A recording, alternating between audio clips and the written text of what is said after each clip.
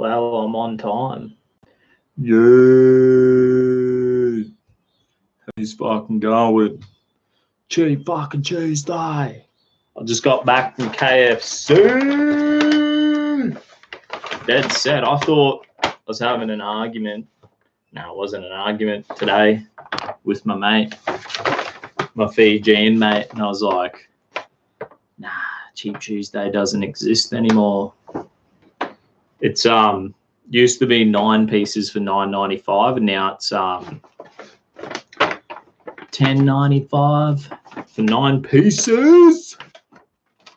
I love KFC. Check it out. I put the Colonel's up on my beer bong. He's always watching over us. God bless him, the Colonel. So whenever I'm bang, bang, bang, can you do super chats? Let me know, because I've made my channel 18 plus, because I reckon they, just got to play by the rules and break them. Nah. Thanks for tuning in. Born Nordic. He's on time for once. Bubba Gump, proud of your boy. Hey, he's fucking out. Thanks for tuning in. We got me news here, right? Should we start our Cheap Tuesday live with a beer bong? Keep the tradition alive. God bless yous. Bang. Let's do it up. This is for the Colonel. God bless him. Do it for the fucking Colonel, mate. Beer bong. And then we're reading some news straight up. Super chats on here. No super chats. Oh, fair enough. Boom.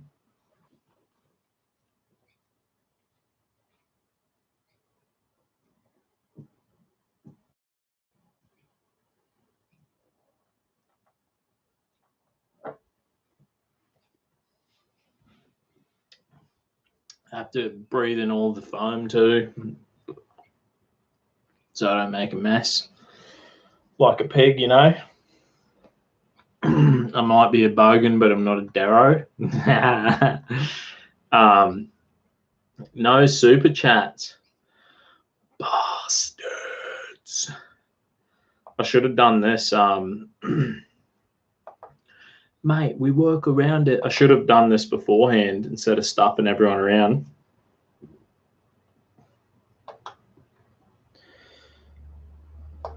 Copy, link, address. Bang, bang, bang. If anyone wants to donate, it's available on my feed, dude. Oh, fair enough. Sweet. Bang, there's my PayPal. If anyone wants to donate any dollars to me, $1 or whatever, for a beer bong, pay for my chicken. Nah. What a tight ass, eh? Anyway, let's read the news. I was reading some news today. Apparently it's NATO's 70th birthday today. What a joke. Burping my guts up like the biggest animal. Is it going to let me read my news, mate? Here we go. NATO's 70th birthday. She's an old... What do they call them? She's an old bat. 70. You know what I mean?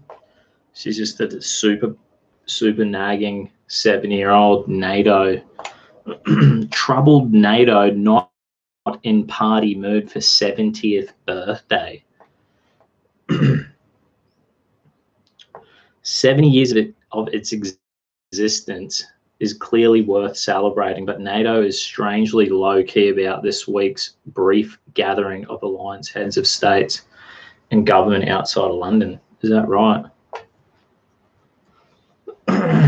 NATO spokesman, rejected the label of summit, insisting that it's really a lesser affair. All right, any meat to this story?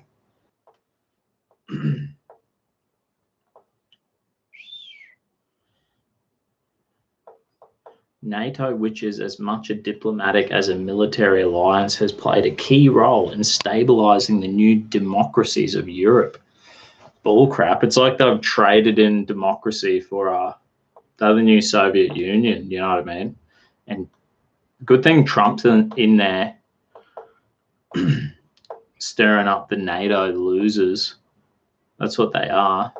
We should be proud of them. They should be like, it should be a good day, but it's not. We all know NATO is just a part of they're all bloody sold out, pretty much. Here we go. It's interesting looking at these old photos, you know what I mean? They reckon NATO is indeed the greatest alliance the world has ever seen. Dead set. I don't believe it. A new Cold War expansion has brought NATO frontiers 1,000 miles closer to Moscow. Countries once occupied by the Red Army and incorporated into the Soviet Union, like the three Baltic republics of the former Warsaw Pact allies of Moscow, like Poland, are now firmly a NATO orbit. And Russia President Vladimir Putin does not like this. Of course he doesn't. I reckon the Eastern Bloc should just be like, stuff you, mate. They should just be like, nah, we're starting our own sweet alliance. You know what I mean? That's what I'll be doing. All these good Eastern European countries that are like based as Bubba Gum. No, it's there now on mine. It's a little bag next to the smiley face. Yeah, sweet. That's cool. So I was looking at the other day, and about 2 weeks ago, YouTube started asking me, is this video, should kids watch this video and all this crap? And I was like, oh, nah, definitely not. So I ticked the little box saying it's not suitable for kids. And then my super chat was down. So if it's up, that's good. You know what I mean? Even though if people wanted to give me any money, give to my PayPal, because then YouTube doesn't get a fucking cent of it. Google, you know what I mean? They don't get a dime. They don't get a cut. Bubba Gump reckons, I know, bro, but that doesn't show up on mine, dude. I can hear the boomers coming to wipe you out. The bombers, yeah, that's what they reckon on the 10th of December. Imagine if I'm done. I don't think I'll be done. I looked through my videos the other day and I was like, nah, I reckon I'm all good. I don't reckon I've been that bad, mate. I'm just straight up having good times. I reckon I'll be here past the 10th, honest to God. Anyway, more beer bongs for cash, lol. Yeah, brother, that's how I roll. I got to make some more cartoons. I said I was going to do it in Israel for our Sunday church, and I was like, didn't do it. Too much of a slacker. So I was painting my house all weekend and yesterday afternoon. Have a look at Haluba, Boss Cartoons. Kids can watch that. True. What's on the 10th? The 10th is like a YouTube purge is coming up where they like, YouTube said that they can, let's Google this shit. YouTube the 10th.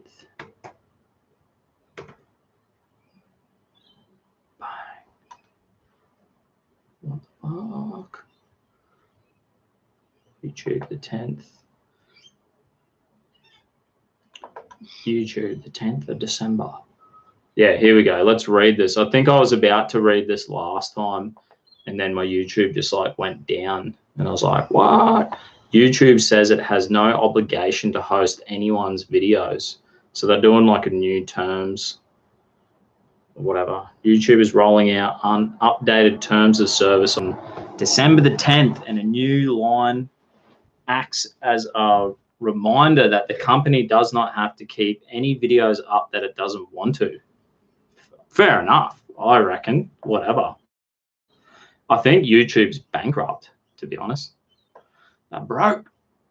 YouTube is under no obligation to host or serve content the new terms of service policy reads. It's another way of saying that just because YouTube is relatively an open platform, it doesn't mean that the company is required to keep videos up.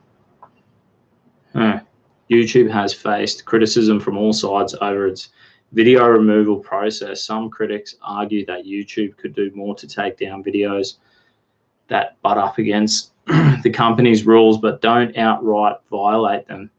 Others argued that YouTube ought to be a fully open platform and shouldn't control what remains up and what doesn't. Executives have long defended the platform as a champion of free speech, but have started to clamp down on the type of videos allowed to circulate. Companies updated terms of service all the time. This is YouTube's third chance just in 2019. Fuck. And honestly, I haven't read. When I got monetized, I didn't even fucking read, like, people like, you should read all the terms of service and all this crap. And there's like all these like tips to grow your page and shit. And I'm just like, nah, fuck that. Mate, it's fucking hot in here. I need to get a fan. Full bogan, 30 degrees heat, mate. Bull Nordic purge on the 10th. Could be the 12th. YouTube is not down with the Proud Boys, lol. Nah, I don't think they are. Really, who would have... Yeah. Hi to Australia, YouTube and D Live. Suck. What's a D Live like anyway? Like, I know Revenge of the Sis are on D Live and is like PewDiePie or something. So that could be like the go if I got shut down. All those rationalized TV, I've already banged on about that. That's where all my videos are backed up, on rationalized TV. So you always follow me on bloody D Live censors a lot now. True. I wonder if I could fly under the radar. I don't think I say anything out of control, but you know, that's like when you're dealing with these people and you have a conversation with them. Like the biggest lefty I've ever spoken to in my life was a dude. We went to a legalized marijuana rally, the Proud Boys, and it was like put on by the Libertarian LDP party, and there was like the Greens there. So it was like a mix of, you know, political spectrum. And I interviewed a few people, like some weed bloody dude, a few weed people. And then there was like a guy from the Pirate Party, and he was fucking out of control. He was just like, he's like, I'm a globalist. I believe in open borders. And I'm like, brother, China, North Korea, Indonesia, Saudi Arabia, none of them believe in open borders. Mexico doesn't believe in open borders. They don't want other people just flooding into their countries, or like, I'm like, so you're telling me, bro, in this open border scenario, right, am I allowed to buy property wherever I want around the world in your open border scenario world? He's like, oh, I guess so. And I'm like, well, I'll probably sell my property tomorrow, take the equity that I got, I'm buying a house in fucking Thailand. And I'll probably just be like, bang, I own my own house on the beach. Fuck you. And just be like, with my still. And I'd be like, right, boys, let's all sell our houses, take our equity, and we'll just buy fucking a whole beachfront. We're going to own a whole fucking bay. We're going to create our own fucking oasis. You know what I mean? And he was out of control, and he didn't even want to interview. But I thought to myself, that was the first person who I ever heard in my life been like, I believe in globalism and open borders and all this stuff. And he said, he's like, I heard you Proud Boys are fascists. And I'm like, brother, we're here at a legalized weed rally. We're libertarians. How are we fascist? I want to talk to you. I want to interview you and hear what you want. Like, I'll give you let you say your piece to the world, mate. I'm not silencing you. I'm here to say, let's have a conversation, mate. A public conversation. We can have this shared publicly. And he was like, no, don't want to do an interview. And I was like, okay, mate, no worries. Anyway, where's the comment section? What's going on with Blackboard? What's Blackboard? Is that the slate board? Fuck, that was a waste of time. It's funny though, because open borders people hate concepts like property and privacy. Yeah, I guess like they are like, you know, it's like the Communist Manifesto that Karl Marx wrote, and it's like fucking, you know, he's like, he wants to get rid of property rights. They want to get rid of, they reckon, when I was reading the Communist Manifesto, and it's like marriage, right, is a form of, it was like, it's a contract and it's all about money and it's a form of control. And like, we need to break down these chains of control, and marriage and property rights and the patriarchy and generational wealth is like evil. That's what Karl Marx reckons. And I'm just like, fucking hell, brother. He's out of control. Old Bull Nordic, the slate board. Yeah, the slate board's up. I officially own 10% of the slate board now.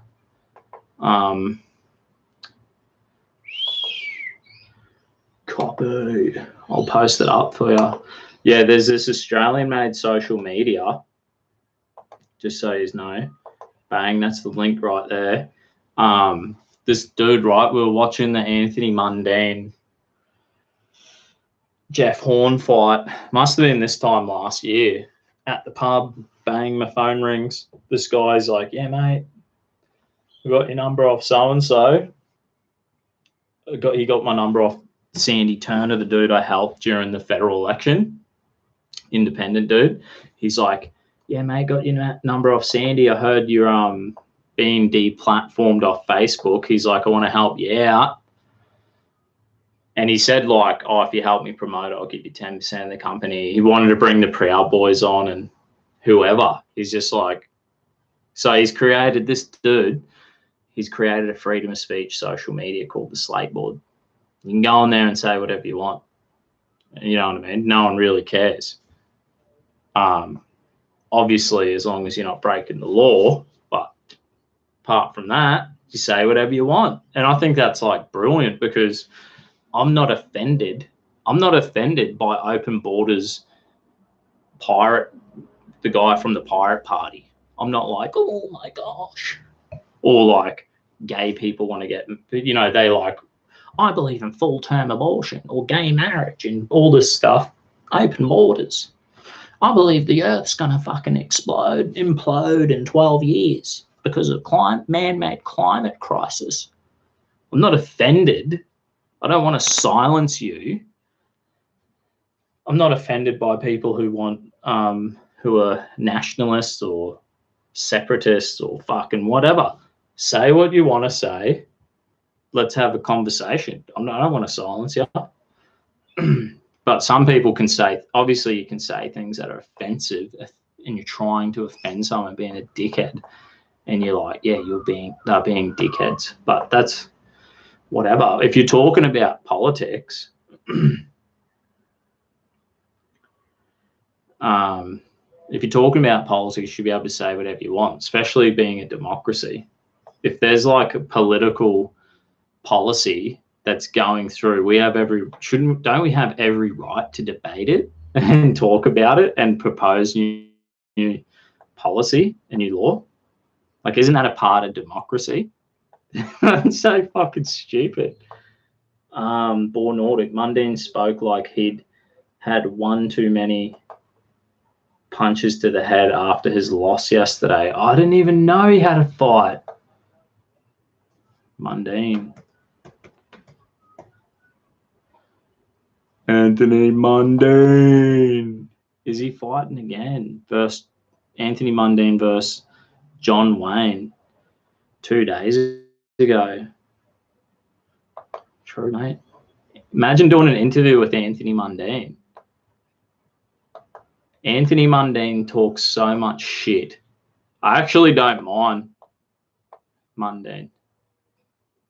It was with the fight with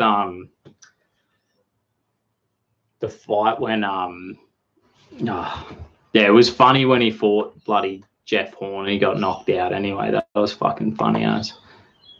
Let's read an article.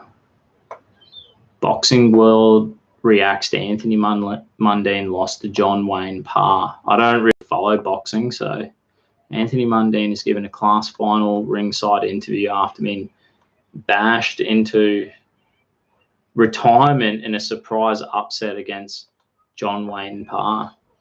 I wonder if the interview's there. Anthony Mundine has given a class blah blah blah welfare to his army of haters in his final ever ringside interview. I hear this, but you won't be able to see it. Is there a fucking interview? Oh, he's just getting knocked around. Is that all? He's an old man now, Mundine. You can't say he wasn't a good boxer. And he's a good mouthpiece. He's just taking him. He's like Homer Simpson.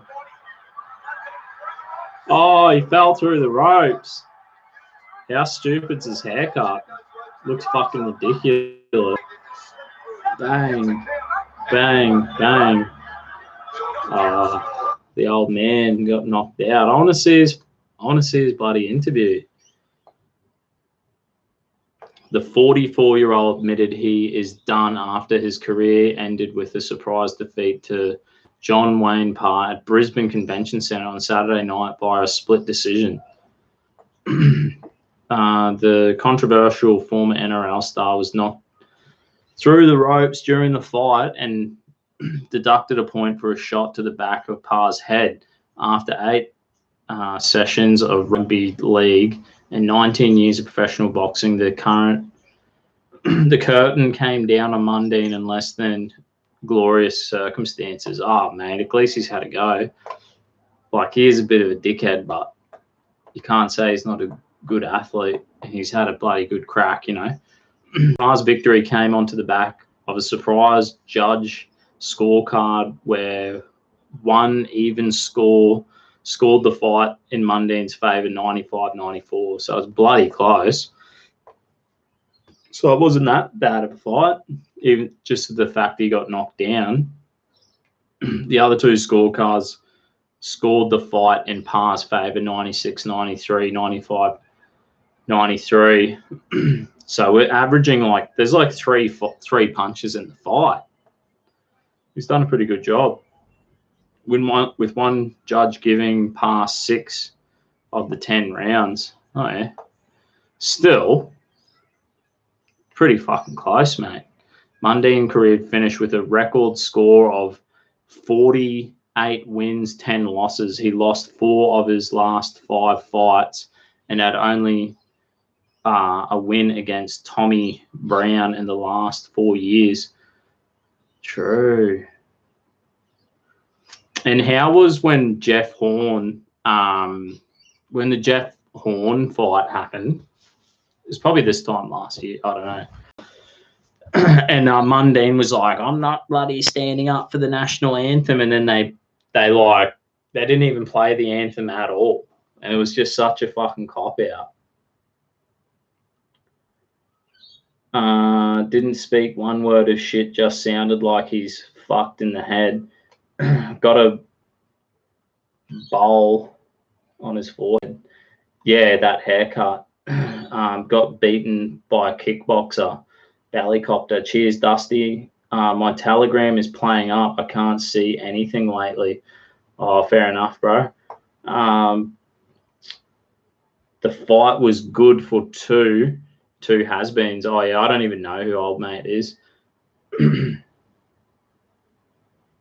Was there anything about the protest in Canberra? I should look it up. I should look up that farming bloody protest. Let's see. I think there's like a bit of a thing here. This is what Mundine said. This is word for word. I've had a wonderful career. I thought I did enough to win, but that's boxing. I'm going to sail into the sunset now, he said. I was contemplating it even before the fight. I didn't really want to keep doing this. I've done enough. At the end of the brief interview, Mundine took the mic one final time in a message to his fans and haters. I want to thank all the Australian public, he said. That's all right. Fucking good on him. Even if they don't support me or don't like my opinions, I always did my best. I want to wish you all the best. Pa also paid his respect to Mundine and broke down in tears after the fight, after confirming he has also retired after the fight. Fucking hell. So two old boys having a stab at each other. Pa said, thank you to Mundine for the chance to fight one final time for big money. This is my last fight. I'm retiring, he said. Oh, yeah.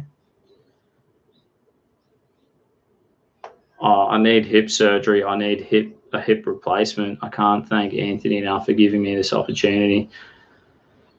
Oh, well, I remember being like younger and fully just loving the Mundine Danny Green fights, going to the RSL with my mates. Doesn't get fucking much better than that.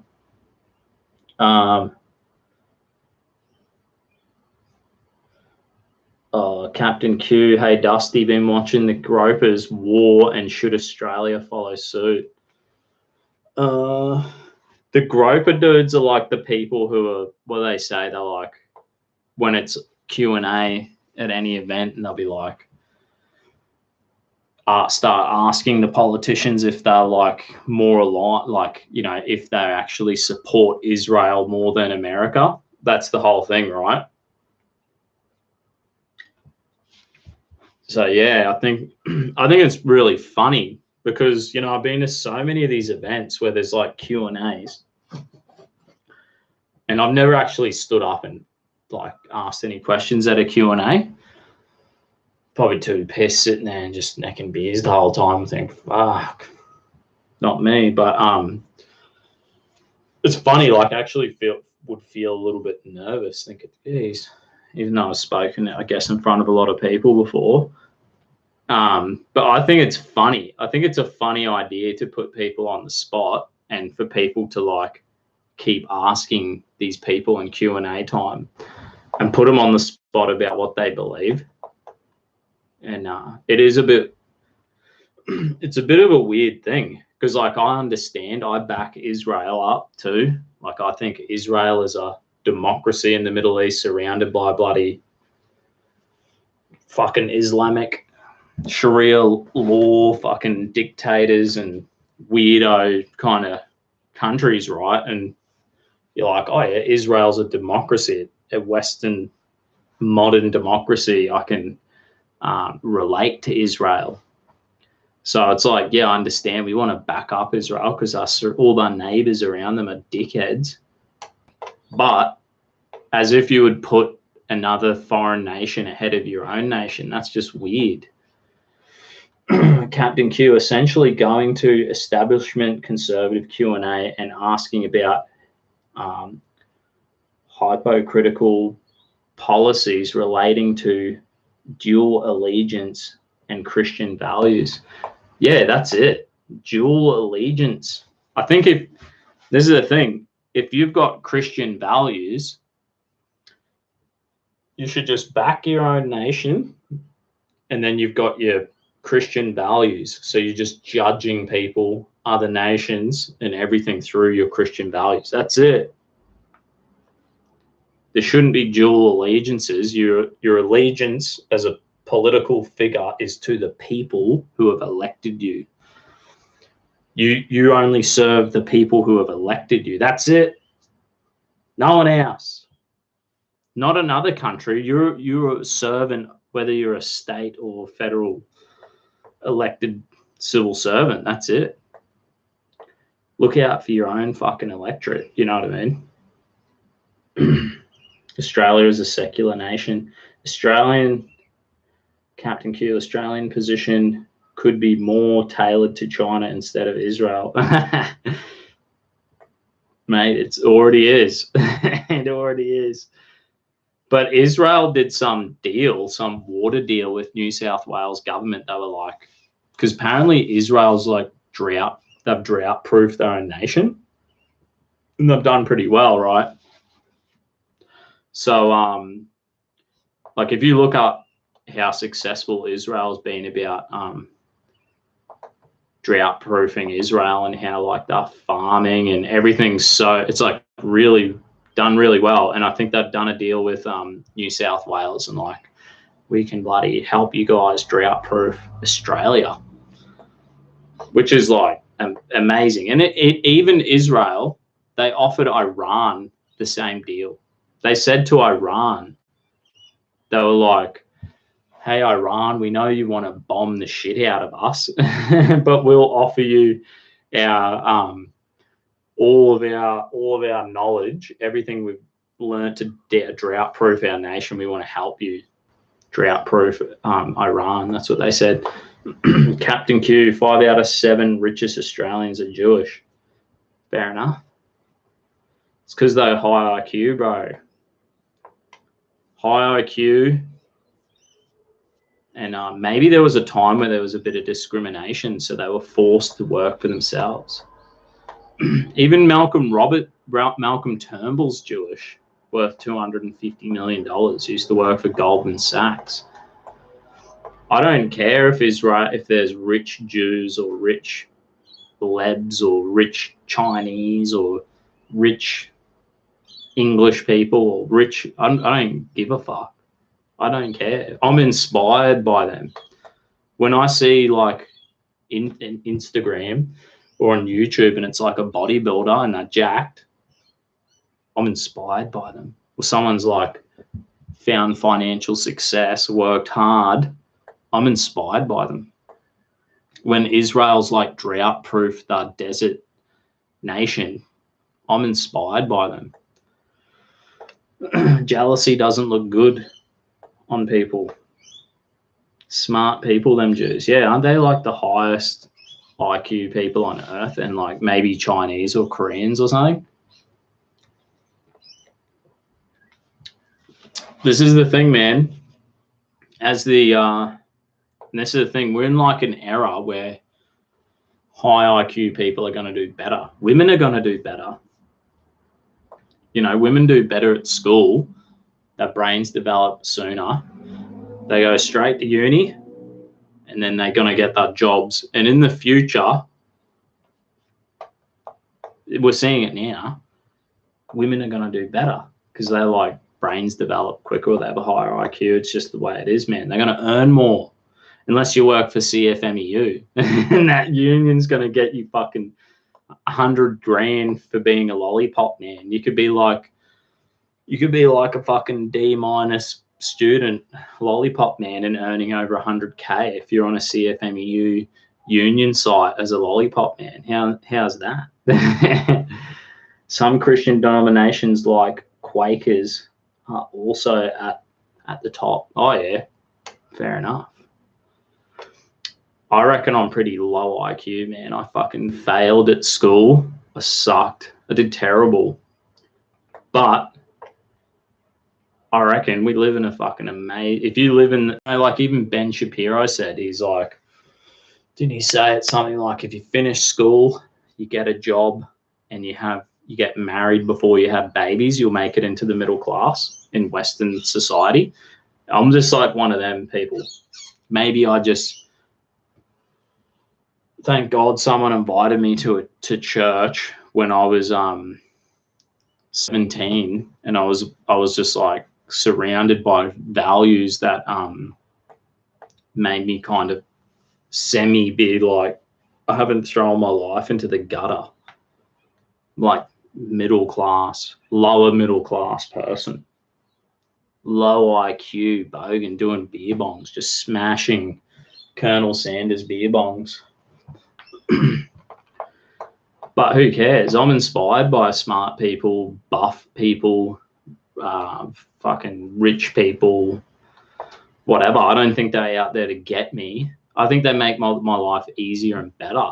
You know what I mean? I think I say it to my brother. I mean, Black Lungs is like, it's the shittest time on planet Earth. I'm like, brother, you can work 8 hours a day, 5 days a week at just an average job and live a fucking great lifestyle. You can drive an air-conditioned car to work in your air-conditioned home with your fucking mobile phone that you probably spend $200 for, that has more computing power than the fucking all the computers that got us to the moon. I can listen to podcasts all day and music and watch YouTube and Netflix and Disney Plus. I can't complain, mate. I've heard that they said, I've heard it said that like a low income person living in the West is living a better lifestyle than like the King of England 150 years ago. That's what they reckon. So the tide has lifted. The tide is lifting all boats. And the sun's shining. Things are great. Things are amazing. Things aren't even that bad. Only the naysayers are fucking whinging, but there's solutions for all the problems we can do it. I'll say this farmers rally Canberra. What the fuck's going on down there? Farmers rally Canberra. What happened here? What is this? Can the plan? Thousands of farmers convoy to Canberra in drought protest. One day ago. Let's have a look. Let's see what's going on. 2GB. This is who wrote this article. They're doing a sit-in on the street, with all their signs. I guess if you're going to do a sit-in, you're going to do it for the farmers. Thousands of farmers are descending upon Canberra, calling for the government to can the plan. They're demanding that the Murray-Darling Basin plan be fixed or scrapped to end the political drought being created in much of New South Wales. The river has plenty of water, but drought-ravaged farmers are being forced to watch it flow past due to the Commonwealth Water Management Plan. And if you watch my Bludge of the Bill video, my last Bludge of the Bill cartoon, that's what Bludge of the Bill and his mates are talking about. This idiotic, stupid, what do they call it? Commonwealth Water Management Plan, where fucking the water just flows past the rivers, past the farmers who fucking feed us, could be feeding the nations, this nation and the nations of the world, passes them on by and goes straight into the fucking ocean. How amazing. How fucking retarded is that? I can complain and I will. Yeah, nah. We should all complain. Absolutely. I reckon it's the best time to live on planet Earth right now. But complaining, us whinging and complaining has probably created a better world. Let's face it. And thank fuck we have freedom of speech and we can complain. I'm there with you on that one. It's better, but things are going backwards. What we need, this is where the Western countries are. We need more competition. We need more like fast food wars. We need Coles and Woolies at war with each other. We need fucking There needs to be like Netflix and Stan and competition driving prices down and getting us better products.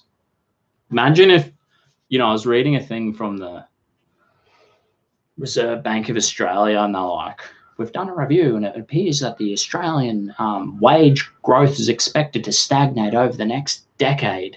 And I'm like, well, hopefully through competition,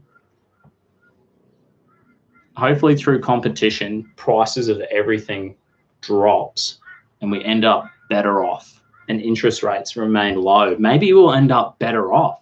Maybe we don't need wage growth. I don't know.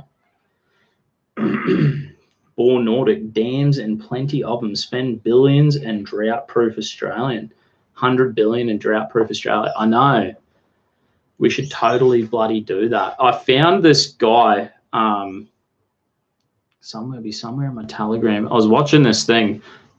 Some African American dude in Texas. He invented it pulls the moisture out of the air, creates like hundreds, thousands and thousands of liters of water, just pulling it out of the moisture from the air. And I'm thinking, like, how much does this thing cost? He's like going around to like expos and selling them and shit, right? All around America. And I'm thinking, like, Matt, what if this thing 20K? Is it worth $20,000? It's like a shipping container. You get a truck to drop it off to your property. You could hook it up to solar, right? Hook it up to solar panels. And whenever the sun's shining, you get it to suck the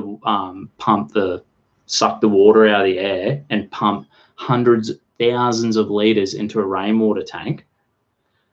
And I don't know, where I go hunting out Inglewood, the farmer, he had this thing. It was like a big cold room, and it was like this big cold room, dark room, had all these shelves on it, and water like dripped slowly, drip down on all these shelves, and he just scooped out seeds. It's like seed matting.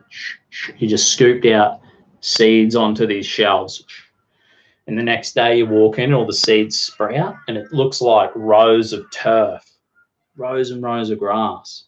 And then he comes in, pulls them off the shelf onto his trolley, and then picks them up with his buddy tractor and dumps all this turf over the fence to the cattle. And it's like never-ending grass, green grass. So I'm thinking, like, old mate's machine in Texas. Plug that into solar panels, pump the water into the water tank, and then get the seed mat technology. What do you reckon? It costs you 100K? This is what I reckon. 100 grand, interest rates at 3%. You're paying on 100 grand, you're paying $3,000 a year interest.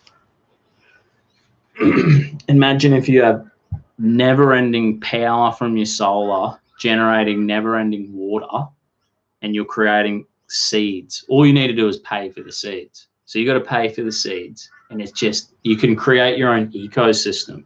You could go to the desert and this system would work. So there's ideas out there, existing technology.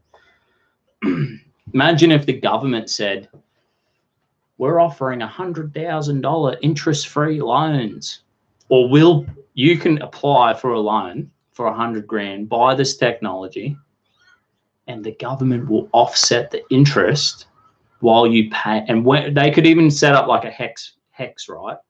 So in Australia, people, they go to uni, they get a degree, and once they earn $50,000, they have to pay back the loan, the student loan. Imagine if we did a system for the farmers and we're like $100,000, and you get 100K, you purchase this technology. Once your farm is profitable, you can start paying down the debt.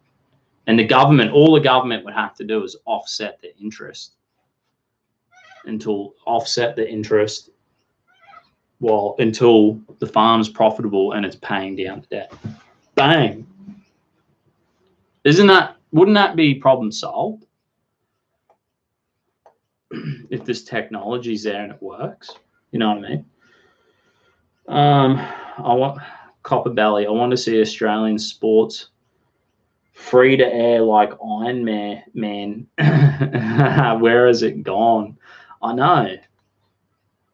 You'd think with all the TV shows, you got like free to air TV. There's like 10 channels. I don't watch fucking any of it. And yeah, you'd think all these shows should be on there. Board and order costs whatever they want to charge you for electricity. Yeah. So yesterday I jumped on my roof, right? Cleaned my gutters out, and I cleaned my solar panels.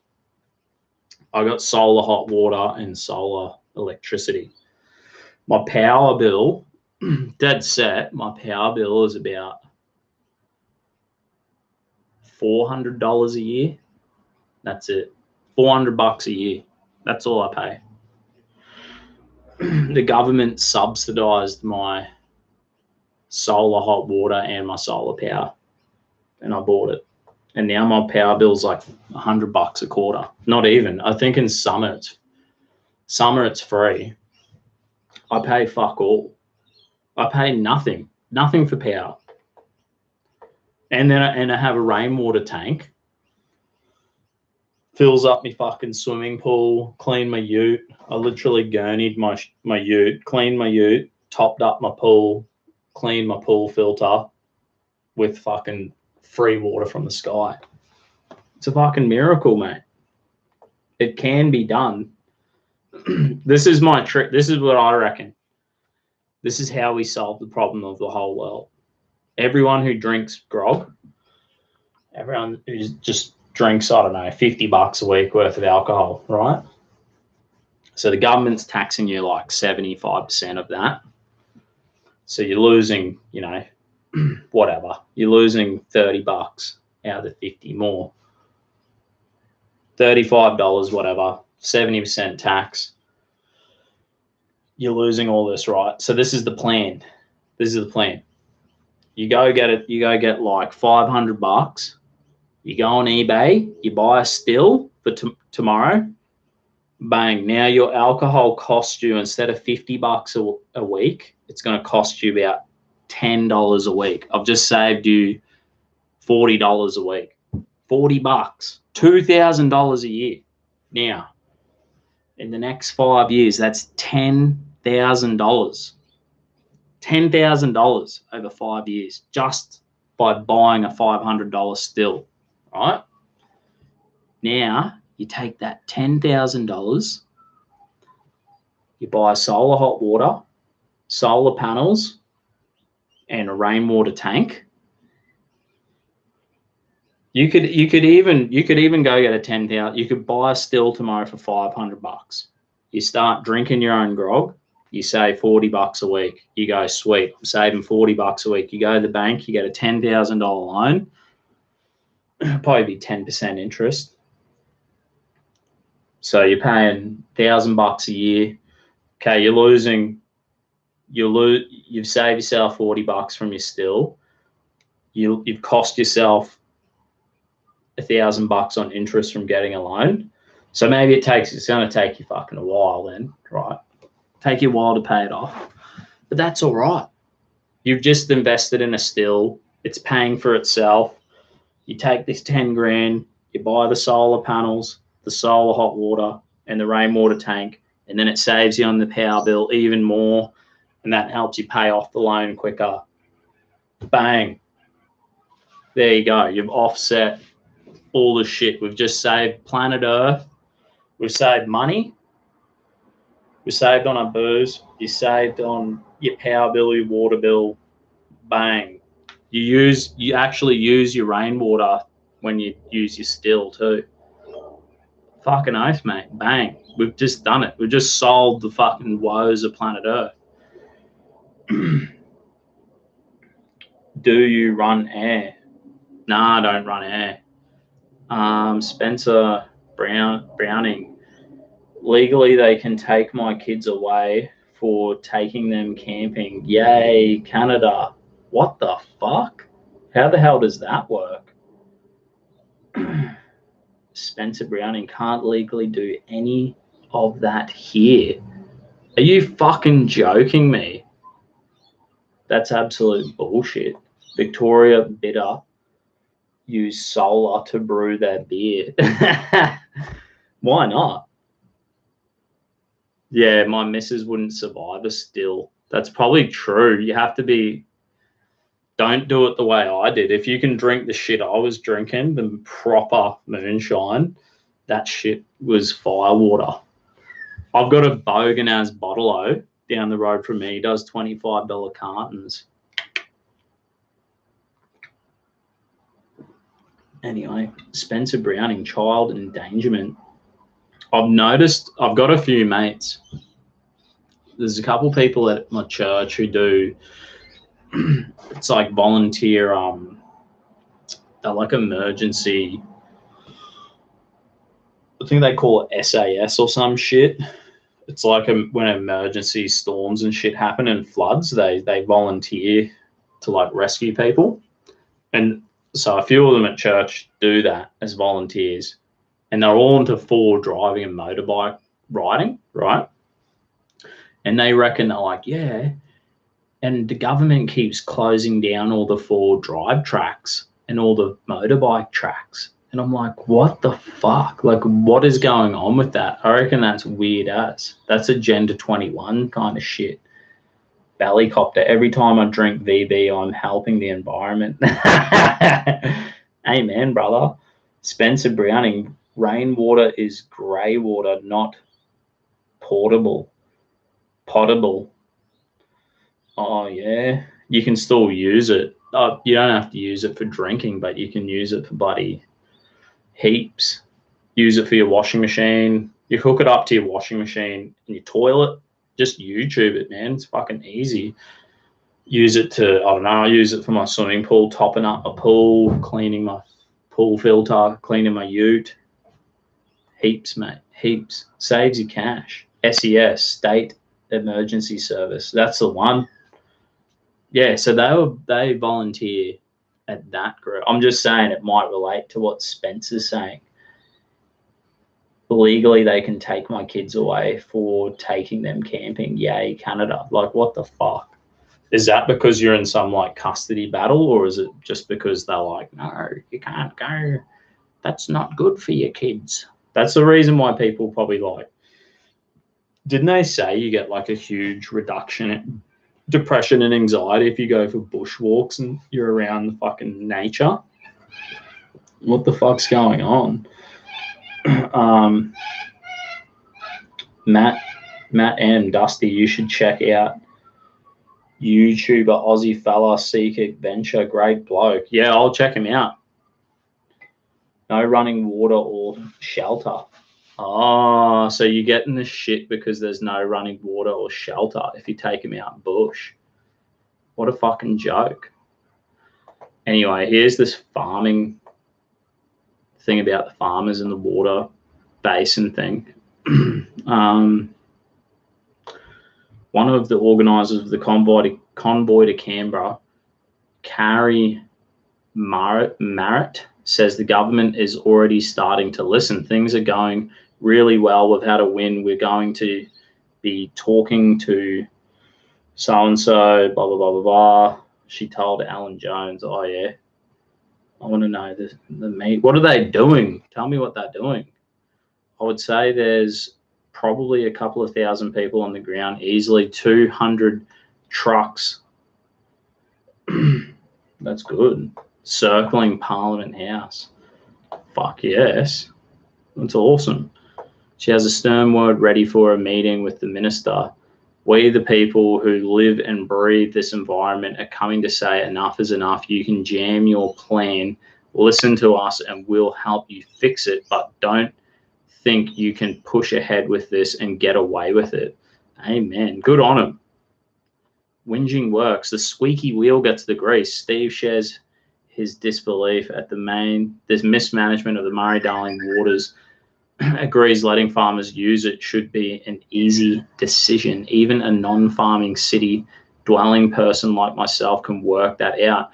And why don't they just set up like desalination plants near the cities, and then all the cities we just use the desalinated water and rainwater tanks, and then we can just pump the dams out to the farms and be like, here you go, guys, fucking use it. Or the rivers be like, right, you can use, we only need whatever. There's obviously a certain minimal amount that you want flowing down the river for like wildlife or whatever. But there's obviously no point just letting, fucking, you could have like a 30% flow, 70% used for agricultural purposes. Just fucking use it, mate. And get the desalination plants going. Pump it up. Bottles of water and a tent should sort that out. That's the place to protest. Yeah, bloody oath. Canberra's actually like pretty beautiful city. I went down there a few years ago. There's like the Anzac Memorial. And then we went, where the hell did we go? We went to the Perishablu for a fucking snowboard. It was sick as. Right. I reckon we wrap this up. I'll fucking catch us Thirsty Thursday, eh? Thanks for tuning. Almost hit an hour, so God bless yous. Fucking just want everyone to know at your local KFC, it's $10.95 for 9 pieces of KFC chicken every cheap Tuesday. Make sure you cash in. The Colonel's always watching. He's always with us. Every time I do a beer bong, he's always there. He's always watching. Good chat. Catch you Thursday. Cheers, guys. Fucking catch us Thirsty Thursday. Have a good one. Fucking cheers, eh?